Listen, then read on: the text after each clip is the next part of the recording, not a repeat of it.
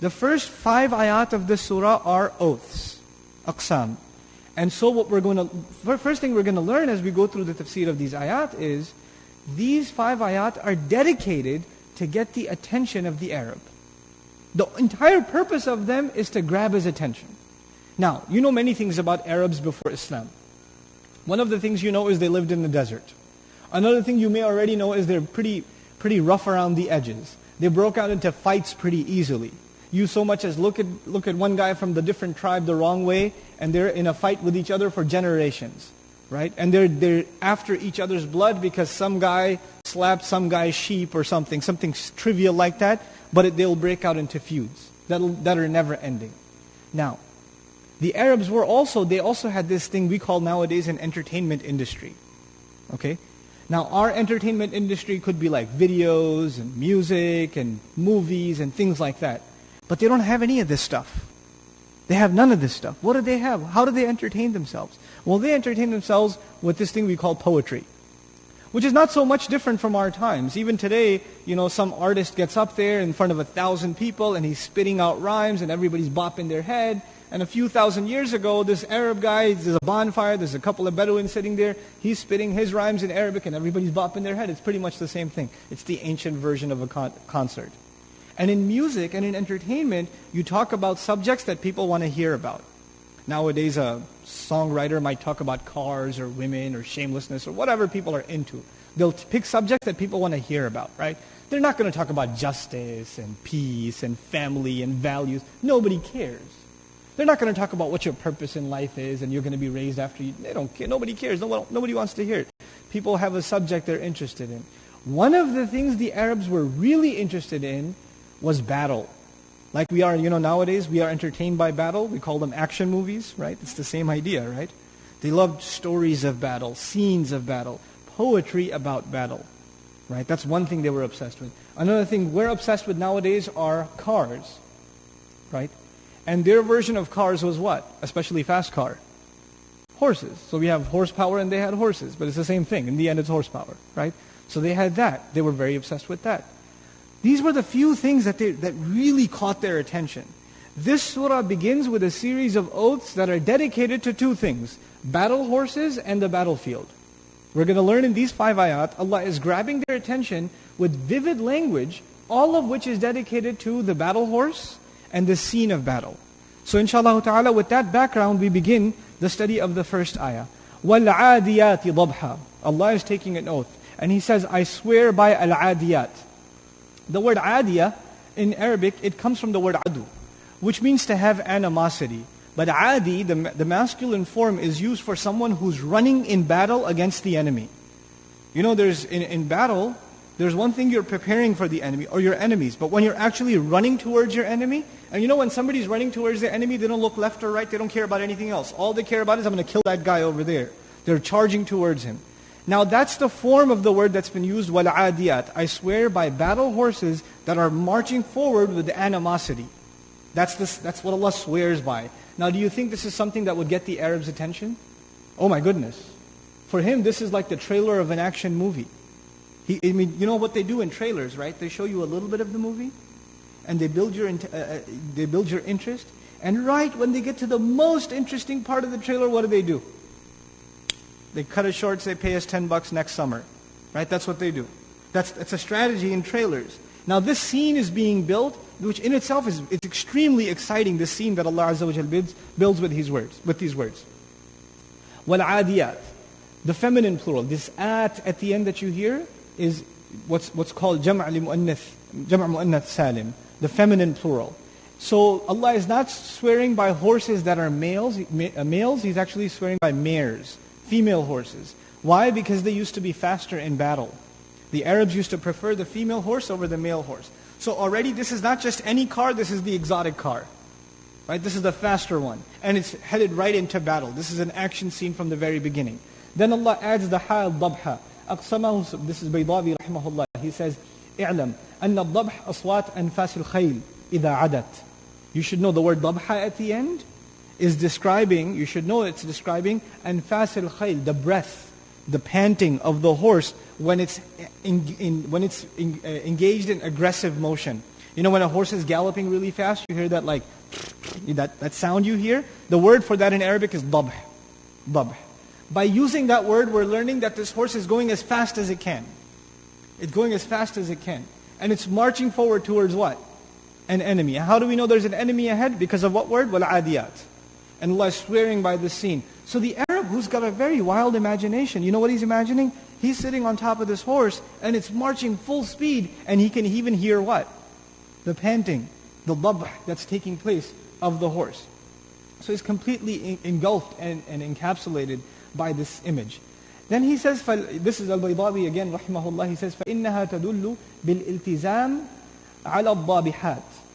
By using the word, Aadiyat is an ism fa'il. What Allah is saying is these horses are known or were designed to be used in battle. You know there's a really fast car and it's sitting in a parking lot? That's not what it was designed for. It was designed to be floored. Right? It was designed to be working on full throttle. That's when you see what it was made to do. By using the word al-adiyat in the active participle, the ism fa'il form, what Allah Azza wa Jalla is saying, it's finally getting to do what it was made to do. It's using its full potential. وَالْعَادِيَاتِ ضَبْحًا. Ash-Shawkani rahimahullah comments, وَالْعَادِيَاتِ جَمْعُ عَادِيَةٍ وَهِيَ الْجَارِيَةِ بِسُرْعَةٍ. Adiyat is the plural of adiyah, and it's the plural, and it means that which is moving with great speed, min al-adu, because of animosity. وَهُوَ الْمَشْيِ بِالسُّرْعَةِ, and it's movement with great speed. فَأَبْدَلَتِ الْوَاوِ بِالْكَسْرِ مَا قَبْلَهَا. This is a sort of a lesson in morphology. For those of you who don't know sarf, this won't make any sense. But adiyat, that ya at the end, is actually replacing with a waw. It's the original letters are ayn, dal, and waw. But sometimes when words are formulated in Arabic, one vowel is replaced with another. So that's really what he's talking about. I won't go more into it because I see the look of confusion on your face already. So dabhan, masdar mu'akkad li ism al-fa'il. This dabhan, what Al-Baydawi rahimahullah, actually Ash-Shawkani is saying rahimahullah, is being used at the end to emphasize that it's not taking a single break. That this panting is going on continuously and it's not taking a single break. Now this entire image that I'm painting for you so far is how many ayat thus far?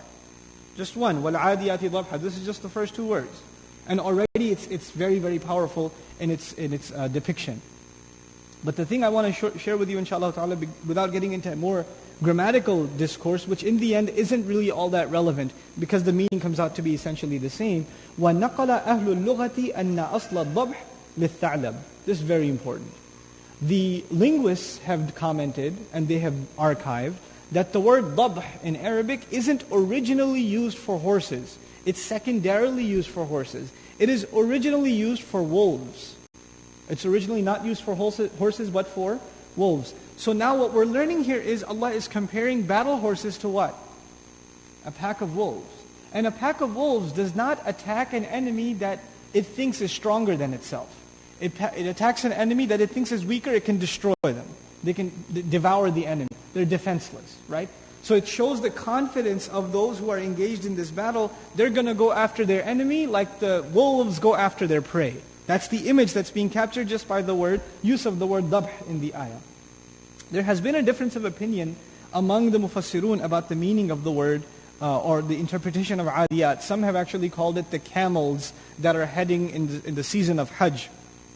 That's what these camels, they're panting really hard, and that's what Allah is swearing by. There are two evidences against that. First of all, the rest of the language doesn't support it. That's the first evidence against it. The second evidence against it is that the entire surah has nothing to do with Hajj, nor is it a Madani surah where the injunctions of Hajj came down. It's a Makki surah, even an early Makki surah at that. So it doesn't connect with the rhetoric of the rest of the ayah. You will find these opinions in some tafsir. Why? Because the methodology of not connecting the object with the subject isn't there by some. Some people didn't accept that methodology. So when you disconnect the two, then you get 30 different opinions on what that is. It could be anything then. Anything that's moving fast. Anything that's panting. But if you connect it with the rest of the surah, now the meaning gets caged and it has a proper direction. And then, the mufassirun comment on it with precision. A couple of other comments about the word adiyat. A group that is adamant or on standby for pillaging and warfare. This is what we learn from Mufradatul Quran. The word adi is a group that is kind of waiting to attack, and it wants to pillage and destroy its enemy. Ad al-faras. the horse galloped aggressively, as the Arabic expression goes. تعاد القوم. تعاد, same root, it's used from the tafa'ul form. It means when a nation is racing against one another aggressively. So all of these words, all the implications are moving fast and being aggressive against an enemy. That's the bottom line in the words وَالْعَادِيَاتِ ضَبْحًا.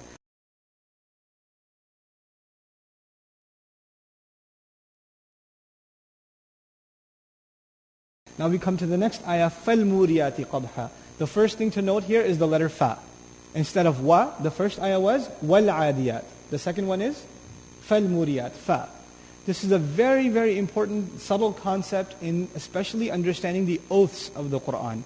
There are certain letters that are called huruf al-atf. Okay? They are, or adawat al-atf even. They are letters that connect a sentence to another. If this was a wa, then it would mean the first ayah is one scene and this ayah is a different scene. They're two different scenes. But if the first one is a wa and the second one is fa, which is what we find here, this is a continuation of the previous scene. This is not a new image. Now we're getting more details about the same scene. You understand? Now what happens sometimes is in the Qur'an you have وَالْمُرْسَلَاتِ عُرْفًا. It began with what? Wa. فَالْعَاصِفَاتِ عَصْفًا. Fa. So it's a new thing or a continuation? It's a continuation. But the next ayah, وَالنَّاشِرَاتِ نَشْرًا. Wa. Now it's a new scene. You understand? So two were connected, then the rest is connected. That's what's happening here. Wa. And now look, I'll read forward so I don't have to bring this up again. وَالْعَادِيَاتِ ضَبْحًا فَالْمُورِيَاتِ قَدْحًا فَالْمُغِيرَاتِ صُبْحًا فَأَثَرْنَ بِهِ نَقْعًا فَوَسَطْنَ بِهِ جَمْعًا. Do you see fa in all of them? That means all of that is what? One scene. All of that is one scene. They're not separate scenes. They are one continuous scene. And the evidence of that is fa. Had they been separate scenes, what would we have found? Wa. Which is what we found in Surah Deen. Different oaths. وَالتِّينِ وَالزَّيْتُونِ وَطُورِ سِينِينَ وَهَذَا الْبَلَدِ الْأَمِينَ. They were separate things. So they were separated by a waw. But here, they're one thing, so they're connected with a fa. You with me so far? So now we come to فَالْمُورِيَاتِ قَدْحًا.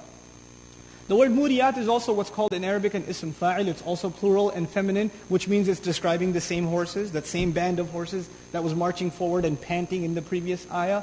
The other thing we learn here about the word, these muriyat, is that as they are running, the word ira, from which muriyat comes, is a description, it's an adjective for these horses. Ira is to cause sparks to fly when you strike something. You know, there are different kinds of starting fire. You know, in Arabic there's awqada, to start a fire also. There are like 10 words in Arabic in the Qur'an to start a fire. This is one of those words. Ira is one of 10 words to start a fire. So what does this word specifically mean? What kind of fire? You know when two things rub against each other and a fire starts? Like you rub rocks against each other, or rub wood against each other, dry things against each other, that sort of thing. By rubbing or by strike, when sparks or flames are produced, that is called ira. So Allah is saying these horses are causing fires. These horses are creators of fire as they are galloping. What does that mean? You know, the horse is running really fast, and it's got a horseshoe on, which is metal, and it strikes on the rock as it's running. And what happens every time the rock strikes? Sparks are flying. So they're basically creating a fire as they run. It's like that's added intensity to the scene, right? They're literally blazing a trail behind them.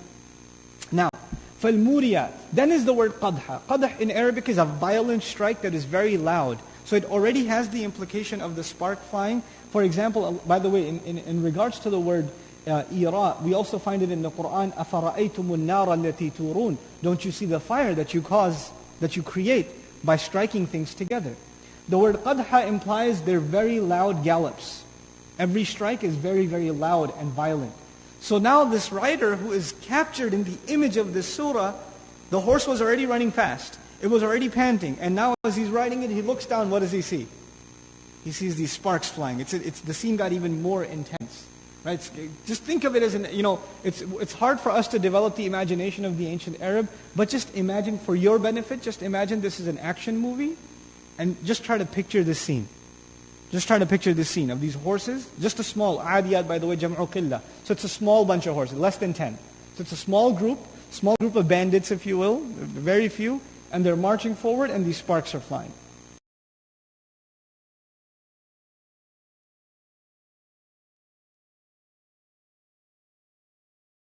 Then he says, فَالْمُغِيرَاتِ صُبْحًا. Then the next scene, مغيرات. يغير أهلها على العدو. ضبحا أي في وقته. Let's take the meaning one at a time. We'll go to Al-Baydawi rahimahullah. They take their riders right on top of the enemy. Ighara in Arabic means to ambush. That's from the word mughirat. It means to ambush. So we're learning these horses now. First they were marching and galloping forward, but in the next ayah, they've already reached the enemy and it's time to ambush the enemy. So they're at the point of contact.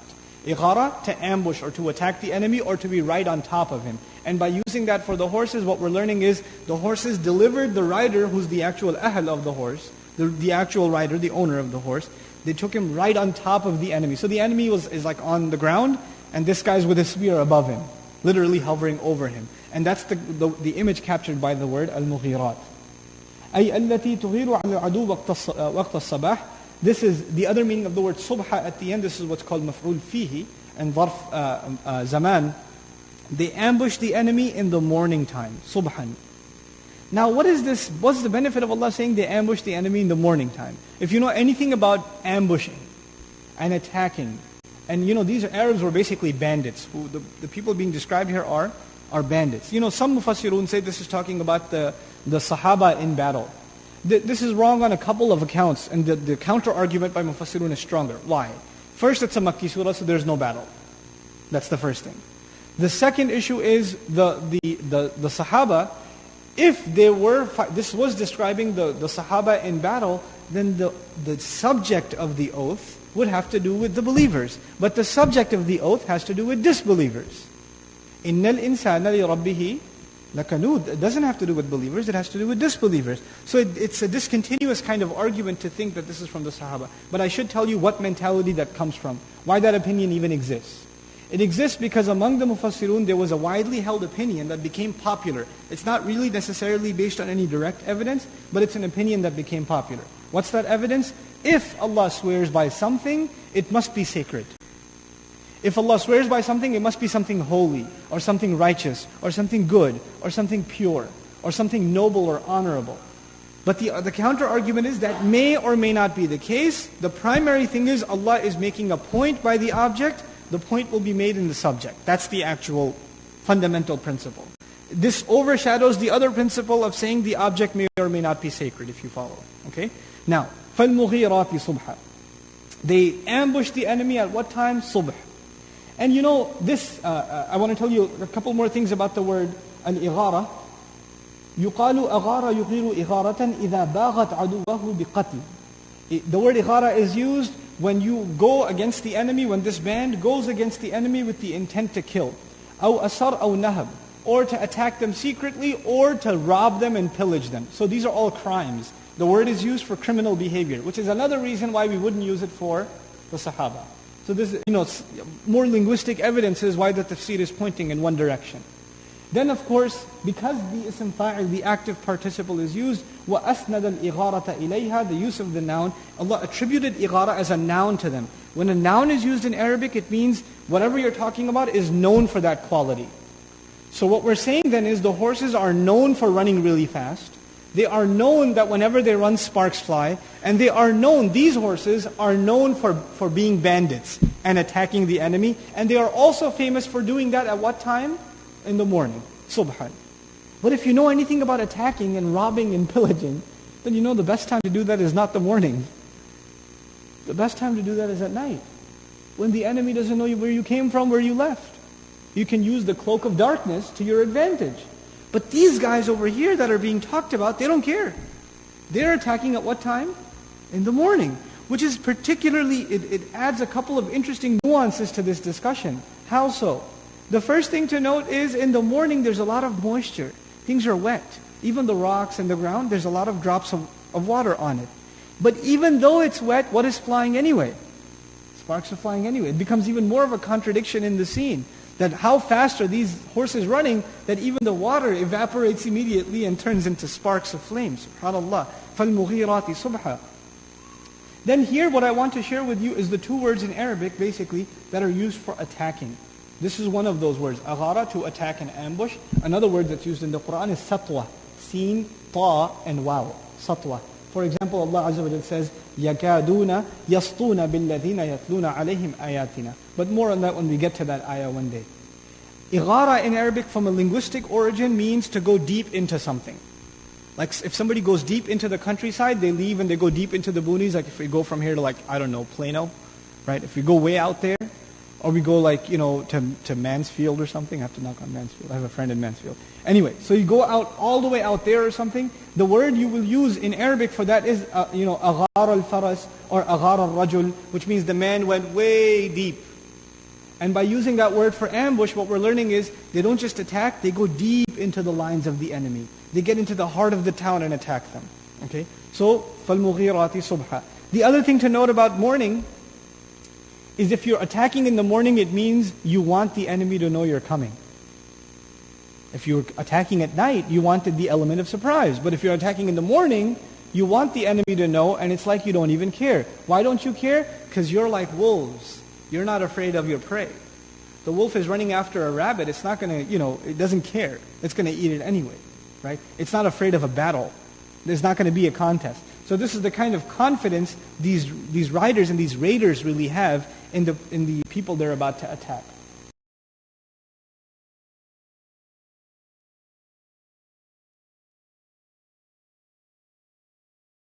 Now we get into the heart of the matter where the action begins. This was just preparation for the action.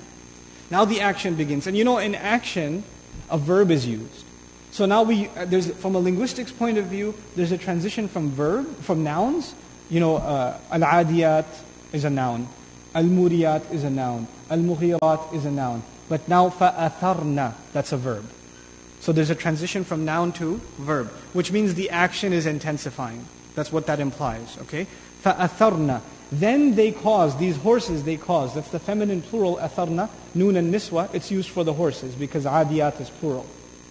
So they cause something to rise. Athara in Arabic is to cause something to rise. What is it that they cause to rise? Naq'a. Naq'a in Arabic is one of three words in the Quran used for dust. There's ghabara, there's haba, like haba manthura, and then there's this word naq'a. Naq'a is used in Arabic when something is moving really fast, like a car or a caravan or even a horse. When something moves really fast in the dust, what rises behind it? A cloud of dust. It leaves a trail of dust. So even if it's gone, you could see some horse went by here because I still see the cloud of dust, right? That cloud of dust is called naqar. It's not just any dust. It's specifically the dust that rises up in the air when something moves by in really fast motion. So these horses, they cause this cloud of dust to rise. But before we go further into the next ayah, we have to discuss the word bihi. فَأَثَرْنَا bihi naq'a. We talked a little bit about fa'atharna. We talked about naq'a. They cause to rise. That's atharna. Naq'a is the cloud of dust that they're causing to rise. But the word we're missing in the middle is bihi. So what is that bihi? The pronoun he, it referring to. It could be referring to makan. For example, وَقِيلَ الْمَعْنَى فَأَثَرْنَا بِمَكَانِ عَدُوِّهِنَّ نَقْعًا. In other words, when they attack, when the fighting begins, there's so much action on the ground that dust is rising and you can't even see your enemy. So once the battle begins, it's completely covered and engulfed in dust. You can barely see in front of you in the chaos of battle. That's one implication of bihi. The second is, bihi could be referring to the morning. That even though it's morning and the sand is damp, when sand is damp and moist, it doesn't rise. But even though it's the morning, this is some intense battle that despite that, the dust is rising anyway. Or this bihi could be the qadh, meaning because of the striking of the horses, they're causing these clouds of dust to rise. Abu Ubaidah rahimahullah had an opinion about the word naq'a, which is a minor opinion, but it should be addressed, inshallah ta'ala. An-naq'u raf'u sawt. Naq'a in Arabic also means to elevate your voice, to raise your voice. The first meaning is a cloud of dust. But the second meaning also is to raise your voice. And the two are rhetorically connected in Arabic. Why? Because when you get lost in a cloud of dust, how do you get found? By raising your voice. You can't be seen anymore, so you can only be heard. By using that word rhetorically, another dimension added to this scene is these horses are in battle, dust everywhere, they're marching as fast as they can, sparks are flying, and now you hear screaming. Right? It's become even, an intense scene because of the use of the word naq'a, in addition to what it already was.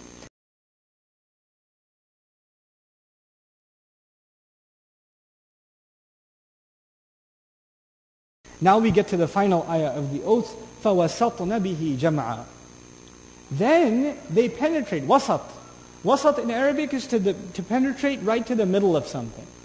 فَوَسَطْنَا. Then these horses penetrate to the very middle. You know how in Surah Al-Baqarah Allah says, وَكَذَلِكَ جَعَلْنَاكُمْ أُمَّةً وَسَطًا. Same word is used, the middle nation. Same word is being used here. وَسَطْنَا in the verbal form. This is the feminine plural verbal form. And because of that battle, and because of that cloud of dust, using that to their advantage, they penetrate, all of them, wasatna is the feminine plural, so the entire group penetrates, all of them bihi, using the advantage of the cloud of dust, jam'a, all together. So what we're learning here is something really incredible. You know, when you attack the enemy, especially if you know the enemy knows you're coming, the enemy's waiting with his spears, he sees the cloud of dust rising, he knows you're on the way. Because that scene has already been set. Now look at it from the camera angle of the enemy. He knows you're coming. He sees the sun rising, he sees the sparks, and he sees the cloud of dust. He could see you from a distance coming. When that's the case, you don't go all out against the enemy. You ever seen sort of a battlefield, even a mock battlefield? Even in video games they do this. You send the first wave, then you send the second wave. You don't throw all your forces in at once. That's suicide. You're going to get killed because you have no backup support left. Everybody went in. But first of all, we learned these are very few. Aadiyat, the feminine plural, jam'u qillah, they're few. Second, we learned they all went in. They don't even care. They all went into the heart of the enemy. فَأَثَرْنَ بِهِ Actually, فَوَسَطْنَ بِهِ جَمْعًا. They penetrated into the very gathering of the enemy. The word jam'a could be applied to the horses, these guys that are attacking. Jam'a could also be used for the enemy. Meaning they went right into the heart of the entire gathering. Now you can imagine, the enemy also has line 1, line 2, line 3. You know how soldiers stand in lines? And these guys, it's almost like they formed a spear and they penetrated right through those lines, crushing their way in. And where are they now? In the middle. And when they're in the middle, where's the enemy? Before the enemy was in front of them, but now when they're in the middle, where's the enemy? All around them. The enemy's all around them. فَوَسَطْنَ بِهِ جَمْعًا. Now, when I stop here, I wanted to give you some background about the word ba a little bit. فَوَسَطْنَ بِهِ. B could be transitivity, we said taking advantage of the dust. But also ba here could mean al-haliya, which means immediately as the dust cloud rises, immediately, there's no hesitation. They go right into the heart of the battle. Okay.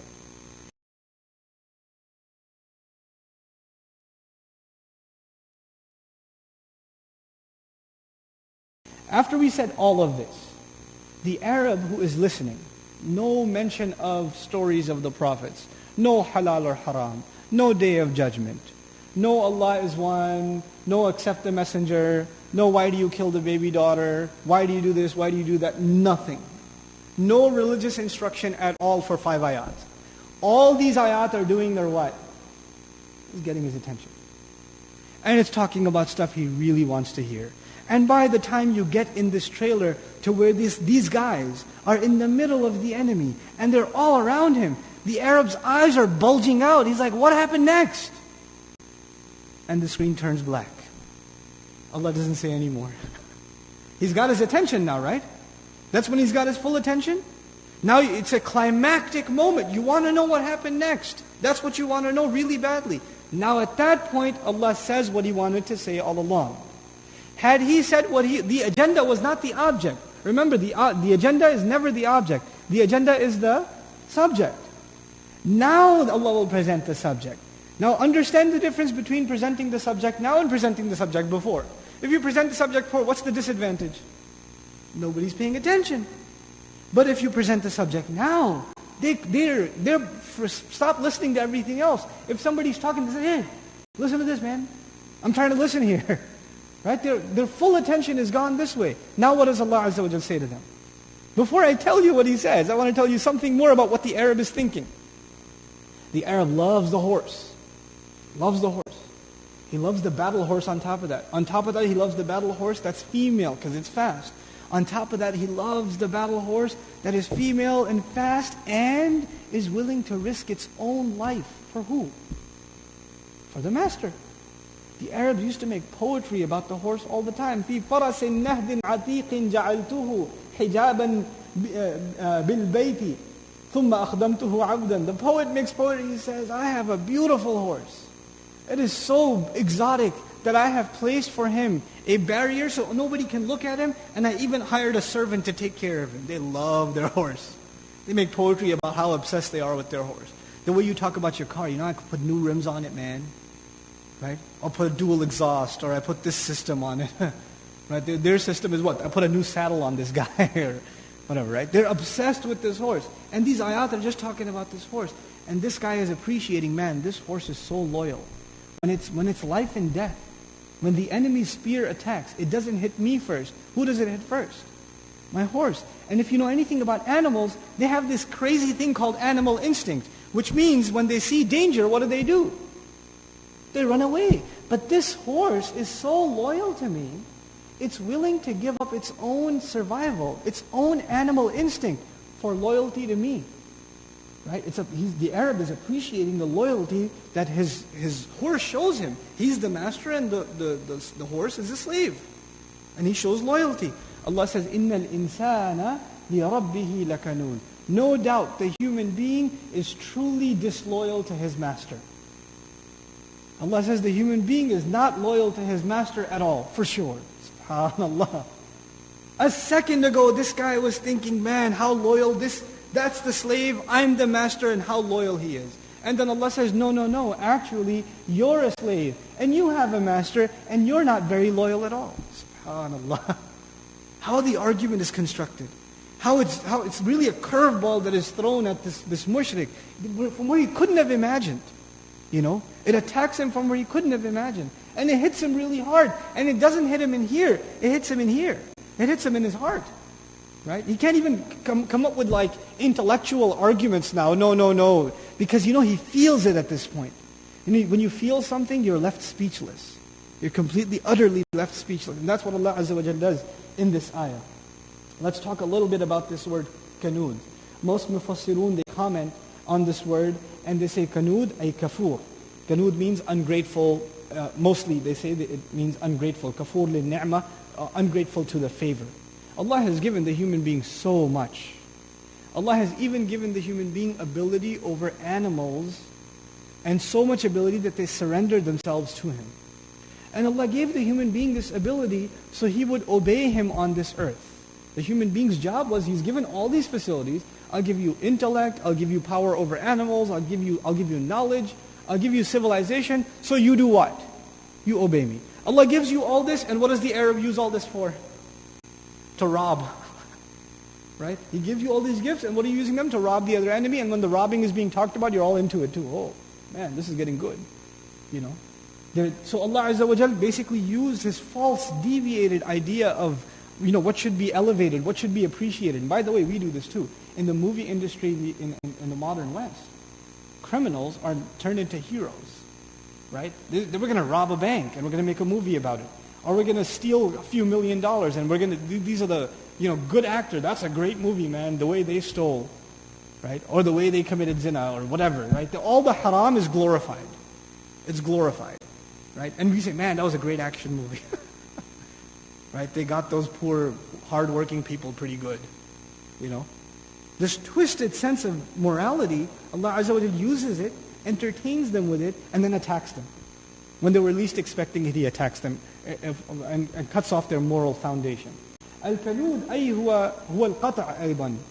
We find Ash-Shawkani commenting, kanud also means cutting apart, to disassociate, to separate, meaning the human being separates himself from the mastery and the slavery to Allah. He disassociates himself. The horse doesn't disassociate himself from the rider, but the slave of Allah, this human being, he disassociates himself from his master. SubhanAllah. But then I want to share with you the difference. Arabic is really, the beauty of the Arabic language is when you look at words that are the same meaning and you discover what makes them different. So if the ulama say that kanud is like kafur, exceedingly ungrateful, that's what they have in common. But what do they have that's different? What do they have that's different? Why is that even more important? Let me tell you. Inna al-insana. The ayah begins, Inna al-insana. Now listen to these other places. In Surah Ibrahim he says, Inna al-insana lazalumun kaffar. In Surah Al-Hajj, Inna al-insana lakafur. In Surah Al-Shura, فَإِنَّ الْإِنسَانَ كَفُورٌ. In Surah Al-Zukhruf, إِنَّ الْإِنسَانَ لَكَفُورٌ مُبِينٌ. Then, so in all of these ayat, what did you hear? Kanud or kafur? Kafur, kafar, kafur, kafur, kafur. And there's one place in Quran where instead of saying kafur, what does it say? Kanud. So there's a difference. If it was the same thing, that word has been used elsewhere too. So what makes this word special? What's different about kafur than kanud? Once again, what do these two words have in common? To be ungrateful. That's what they have in common. But let's go further. This is a special type of ingrate, kanud.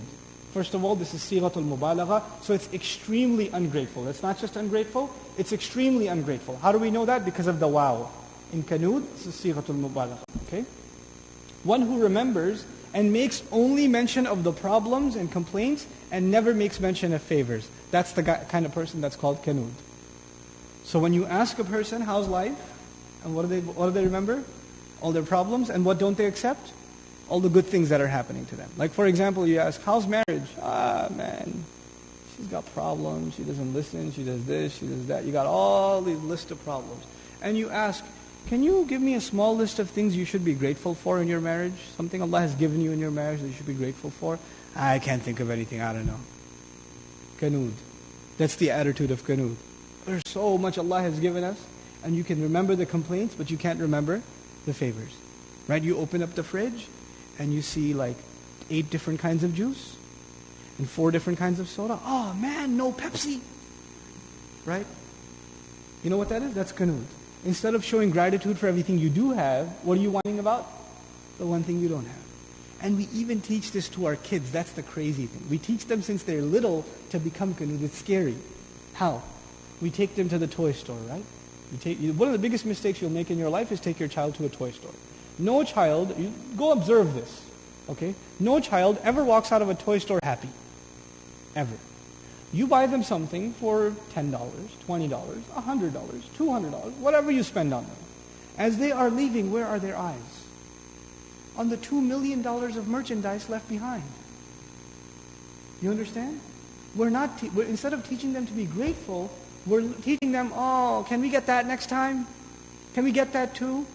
We're training them to want more, subhanAllah. We have to learn to avoid these things. They're subtle things, but they embed in the psyche of a person.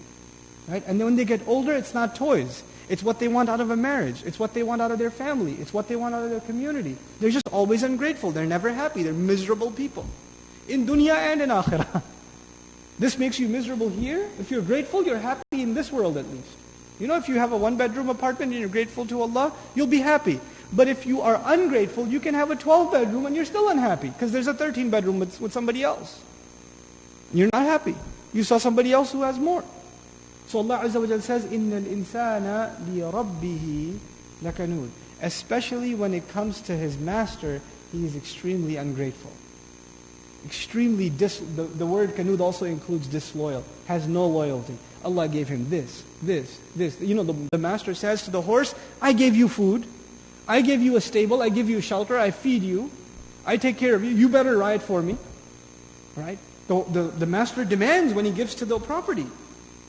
We have that demand. And whenever we own something, we expect things from it. Okay, we don't own horses anymore, we own computers. Right? You expect things from your computer. It stops working, you throw it away. Useless piece of junk. Right? In the olden days, somebody owns a cow. I'm going to milk this cow. It stops giving milk. Okay, you know what? I'm going to slaughter you. At least I'll get beef out of you. Right? The idea is, if it's mine, it better do what I want it to do. It better show me loyalty. Allah says, I own you.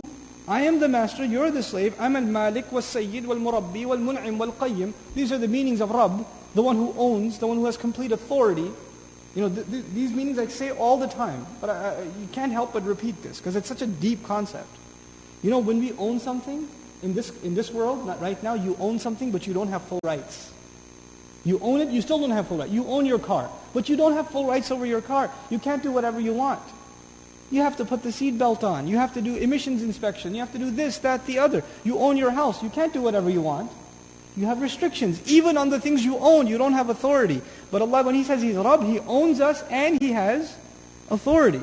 This is unlike any other ownership. And it's despite that authority, He gives, and He doesn't punish. SubhanAllah. And then what do we do in return? And He gives, we become even more disloyal, even more ungrateful. This is the human being. إِنَّ الْإِنسَانَ لِرَبِّهِ لَكَنُودٌ. Now these ayat of Innal Insan, this is the second last place in the Quran where Innal Insan occurs. The final place in the Quran is Surah Al-Asr. And when we come to that ayah of Innal Insana lafi khusr, when we come to that ayah, we'll look at all these ayat again and discover the beautiful treasure. Why is that the last one that says Innal Insan? And why is that different? All the other places where Allah made declarations about the human being, some of which I shared with you today, right? But at the end of it, Innal Insan lafi khusr. That's the climax of it all, subhanAllah. So this is Innal Insana li Rabbihi lakanud. Let me see if I want to share anything with you. Actually, I got everything here.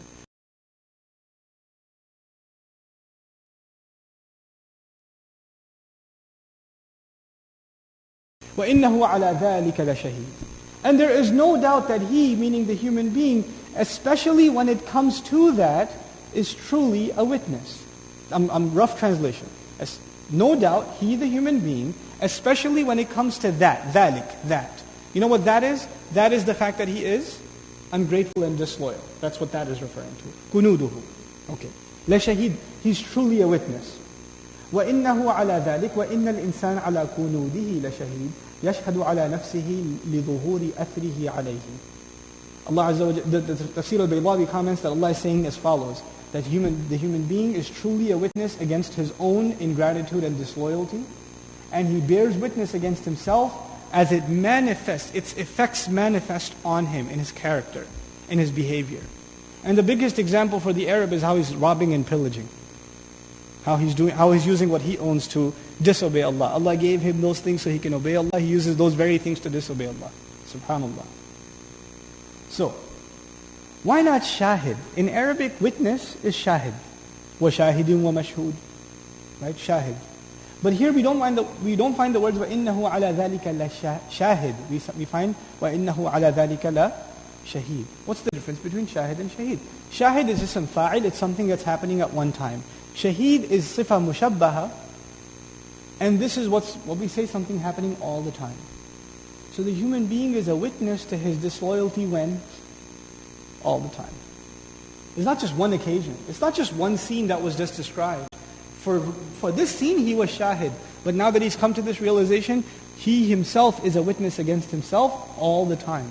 All the time. The biggest testimony against you is your own self. Allah captures this in another place in the Quran. He says, بَلِ الْإِنسَانُ عَلَى نَفْسِهِ بَصِيرًا وَلَوْ أَلْقَى مَعَاذِيرًا. No, the human being is in full view against his own self, even if he makes excuses. The biggest witness against you is not anybody else. On the Day of Judgment, you know when a witness is brought to the court? I saw him rob, I saw him steal. Guess who's brought to court on the Day of Judgment? You yourself. And who's going to testify against you? Your own hands, your own limb, your own tongue, your own feet. Right? And you're gonna start complaining, لِمَا شَهِدْتُمْ عَلَيْنَا. Why are you testifying against us? And Allah says, no, you're a witness against your own self. You're enough as a witness. And on top of this, you know when you feel inside that I am disloyal, why am I like that? Why am I so messed up? In your heart you have already borne witness that you are not loyal. You don't have to even say it with your tongue. And this is a very important concept in Quranic logic. The Quran does not prove its point to others only by means of philosophical arguments. The Quran proves its point to people by making them feel deep inside them what the truth is. And that's what this surah is about. It's not about any philosophical arguments. There are no intellectual, empirical proofs for the existence of God here. Nothing. No philosophical discourse. No abstract discussion. All this is if you have any ounce of loyalty inside you, you will feel the message of this surah. That's what it is. It speaks to the deeply rooted nature of the human being.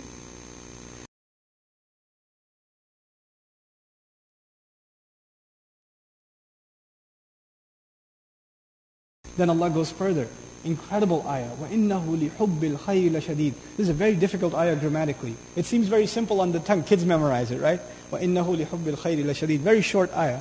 But as far as its syntax and its depth, it's profound, subhanAllah. I'll offer you a rough translation first. And how it's translated. I don't necessarily agree with this translation, but how it's commonly translated. And no doubt his love of wealth is truly severe or intense. No doubt his love for wealth is truly intense. That's a rough translation of وَإِنَّهُ لِحُبِّ الْخَيْرِ لَشَدِيدٌ. First of all, the structure of the ayah, as expected, was going to be different. And Ash-Shawkani rahimahullah comments on this. He says, أَصْلُ نَظْمِ الْآيَةِ أن يقال وإنه لشديد الحب للخير. إنه لشديد الحب للخير. That would mean he is intense in his love for wealth. He is intense in his love for wealth. But that's not how the ayah is structured. So I have to break this down for you in English. What are the benefits of or treasures inside this ayah? First of all, li in Arabic is used for li ajl. It's harf ajl. It's the purpose. It's a word that gives purpose. If, for example, if I say I am studying for a degree, what that means is I'm studying for the purpose of a degree. So the word for implies purpose. What I'm trying to get at is the word for implies purpose. Allah did not say for wealth. His love is intense. The word for is not used with wealth. The word for is used with love. Innahu li hub. Not lil khayr, but li hub. Li hub bil khayr. For the love of wealth, he is severe. He's intense. What does that mean?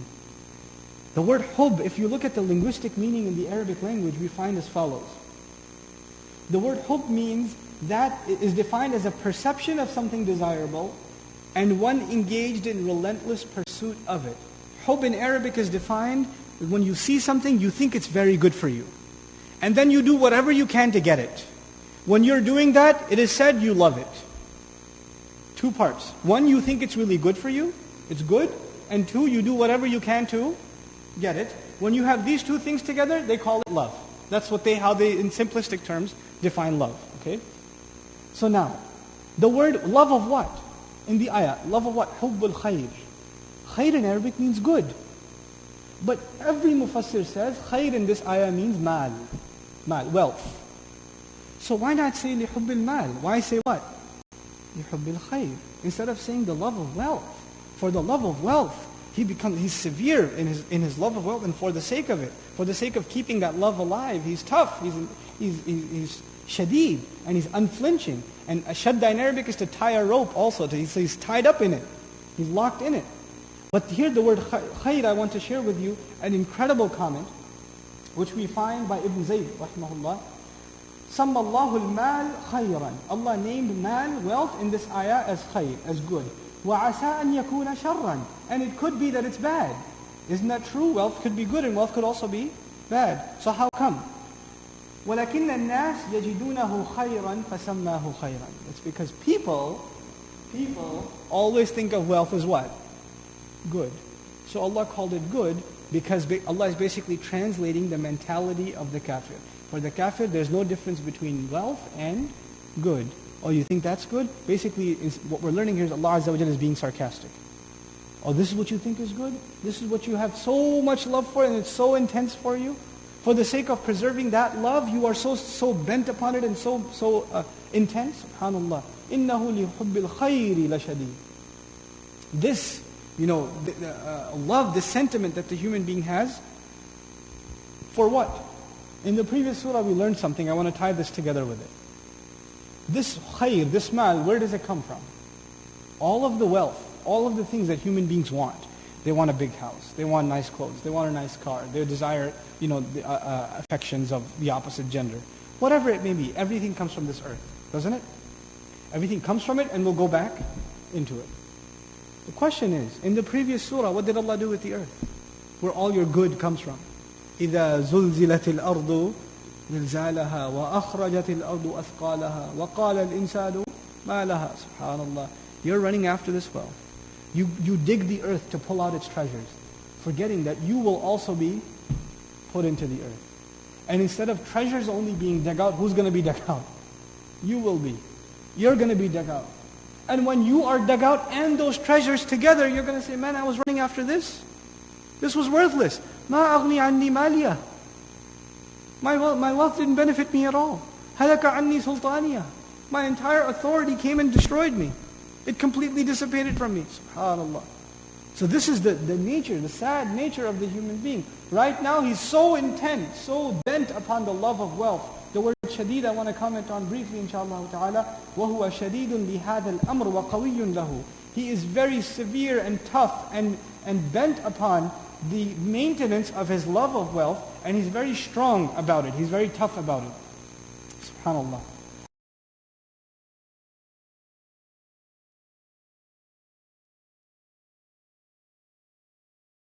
أَفَلَا يَعْلَمُ? Allah poses a question. Does he not already know? Does he then not know? إِذَا بُعْثِرَ مَا فِي الْقُبُورِ. When? Does he not know of the time when whatever is in the graves will be not just turned upside down or brought out?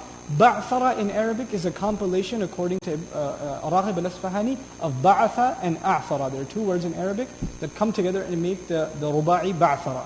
What the verb means is, you know how you have a box full of stuff and you stick your hand in it to find something? And you're throwing everything around until you find that one thing you were looking for? To basically turn things upside down to pull something out. Allah uses that verb for what's going to happen in the graves. أَفَلَا يَعْلَمُ إِذَا بُعْثِرَ مَا فِي الْقُبُورِ. Like you're going to be yanked out of your graves like junk out of a box. SubhanAllah. Doesn't he know of the time when whatever's in the graves will be yanked out like this and pulled out from deep within? Allah didn't say إِذَا بُعِثُوا. Doesn't he know the time when he's going to, إِذَا بُعِثَ, when he will be raised? He said whatever was in the graves will come out. Why say whatever? Why not refer it to him directly? Doesn't he know when he will come out? He didn't say that. He said, well, doesn't he know when everything in the graves will come out? So why say everything? When human beings love wealth, in the beginning of the surah, what were they doing for the sake of love of wealth? You remember? What were they willing to do? They were willing to ambush and kill and pillage. When they kill, what do they do with their victims? They put them in the ground. On the Day of Judgment, not only will they come out of the ground, the people they put in the ground for their love of wealth, to this day, are people being killed for wealth? Are nations going to war against each other in pursuit of wealth? Are people being buried because of wealth? So it's not just you will come out of the ground. The people you killed, that you thought nobody cares about them because we put them in a mass grave, or we put them in hidden graves, or we buried them under the explosives.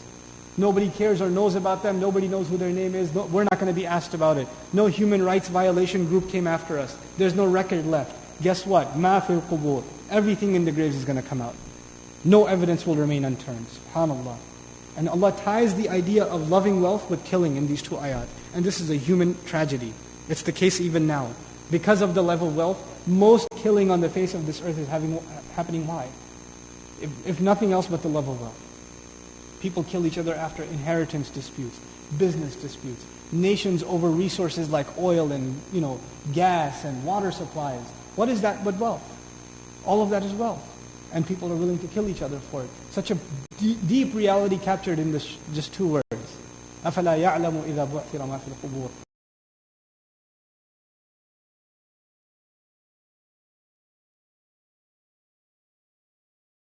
And then he says, subhanallah, how he completes the subject from Surah Al-Zilzal. وَحُصِّلَ مَا فِي الصُّدُورِ. حُصِّلَ أو جُمِعَ مُحَصَّلًا في الصُّحُفِ أو مُيِّزَ ما في الصدور من خير أو شر. The word tahsil in Arabic, حُصِّلَ, rough translation, whatever is in the chest will be brought out. That's how it's commonly translated. But tahsil in Arabic means to peel and extract something. From like you know how banana, you peel it and you take the banana out. Now imagine like you have mango or other fruits. You peel them, you get the inside, the meat of it, the mush that you really want, and you put it together and you pile it up together. Allah uses that word for what's in the chest. Everything will be scraped out of the chest. Like the chest will be peeled off and everything on the inside will be scraped out. If you remember something about the last surah, we studied فَمَنْ يَعْمَلْ مِثْقَالَ ذَرَّةٍ شَرًّا يَرَهُ وَمَنْ يَعْمَلْ مِثْقَالَ ذَرَّةٍ خَيْرًا يَرَهُ. The previous surah mentioned the smallest deed, عمل. مَنْ يَعْمَلْ عمل. But actions are not in the chest. What's in the chest? This ayah is about the chest, right? The last ayah mentioned the smallest deed. And this ayah is going even further. Not even a deed, what you are hiding inside. And what are we hiding inside? The surah already mentions hubbul khair. The human being is hiding what inside? First of all, he's hiding a testimony of his disloyalty to Allah. That's what is in the chest already now.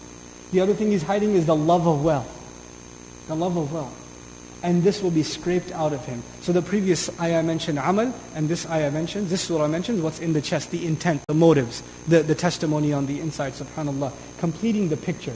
Now when you see, in other words, now Allah has the picture of what's outside and also what's inside. The outside was in Surah Al-Zilzal, and this surah has what's on the inside now, right? وَحُصِّلَ مَا فِي الصُّدُورِ.